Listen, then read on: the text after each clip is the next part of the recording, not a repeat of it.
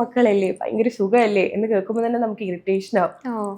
അപ്പൊ ശരിക്കും ഈ ഒറ്റ മക്കളോട് എന്താണ് പറയാനുള്ളത്, അല്ലെ ഒറ്റ മക്കളുള്ള പേരൻസിനോട് എന്താ പറയാനുള്ളത്?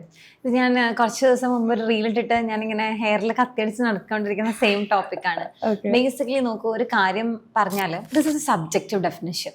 ഇപ്പൊ ഒറ്റ കുട്ടിയായ സൂര്യക്ക് തോന്നിയ ഒരു ഫീലിംഗേ ആയിരിക്കില്ല മറ്റാർക്കും തോന്നുന്നുണ്ടാവുക.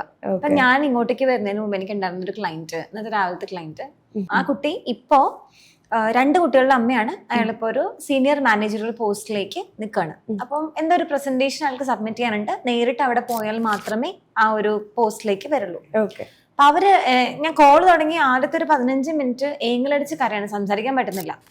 പിന്നെ ഈ പറഞ്ഞ ഒരുവിധം ഒന്ന് ഗ്രൗണ്ട് ചെയ്തിട്ടാണ് സംസാരിക്കാൻ തുടങ്ങുന്നത്. പ്രശ്നം ഇത്രയേ ഉള്ളൂ, കുഞ്ഞുങ്ങളെ നോക്കാൻ അല്ലെങ്കിൽ ഒന്ന് മാറ്റി ഏൽപ്പിക്കാൻ ആരുമില്ല. വെക്കേഷൻ ആയതുകൊണ്ട് തന്നെ കുട്ടികളെ നോക്കുന്ന ചേച്ചി വീട്ടിൽ പോയി.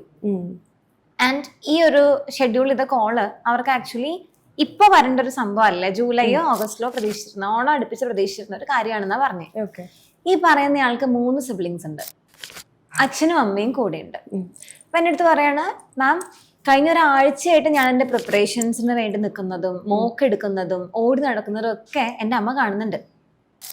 എന്നിട്ട് പോലും മോളെ നിനക്ക് എന്തെങ്കിലും ഒരു സഹായം വേണോ, ഞാനൊന്ന് വന്ന് നിൽക്കട്ടെ എന്ന് ചോദിച്ചിട്ടില്ല എൻ്റെ അടുത്ത്. എന്നിട്ട് ഇന്നലെ ആ കുട്ടി അവരെ അമ്മയെ ഫോൺ ചെയ്തിട്ട് ചോദിച്ചു, ഇങ്ങനെ അമ്മയ്ക്ക് ഒന്ന് വരാവോ? അപ്പൊ എൻ്റെ അടുത്ത് പറഞ്ഞു അത് സാധിക്കില്ല, എനിക്ക് വേറെ കുറച്ച് അറേഞ്ച്മെന്റ്സ് ഉണ്ട്. അനിയനെയും ചേട്ടൻ ബിസി ആണെന്ന് പറഞ്ഞു, ചേട്ടന്റെ മക്കളുമായിട്ട് എവിടെയോ ട്രിപ്പിന് പോകുന്നു, എന്നാൽ ട്രിപ്പിൽ ഇവരെയും കൂടെ കൊണ്ടുപോയാൽ മതി എന്നാണ് പുള്ളിക്കാരത്തെ എന്നോട് പറയുന്നത്. അനിയത്തിയുടെ കാര്യം ഇത് തന്നെയാണ്, അനിയന്റെ കാര്യം ഇത് തന്നെയാണ്. എന്നിട്ട് ഞങ്ങൾ എന്താ ചെയ്തെന്ന് അറിയോ സൂര്യക്ക്? ഇത് ഇമ്പോർട്ടൻ്റാ. ആ കുട്ടിയുടെ ഹസ്ബൻഡ് ഇപ്പൊ നാട്ടിലില്ല.